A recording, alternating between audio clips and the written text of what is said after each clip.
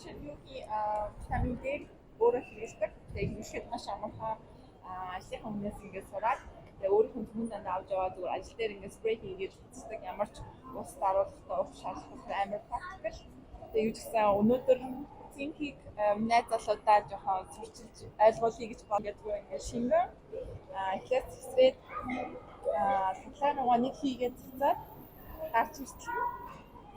Одоо ингээд гараад ирэнгүүт сайн цэцэж байгаа. Одоо жишээлбэл цинк буюу цайрыг 5 удаа амруугаад цэцэн. 1 2 1 2 5. За. Тэгээд 5 удаа цэцээд их ямар ам цэцэж байна? Ямар нэгэн тийм муухай амт байхгүй. Тийм гоё тийм сингэсэн амт цэцэж байна. Тэгээд зөөр ингээд нэм таслах шиг л.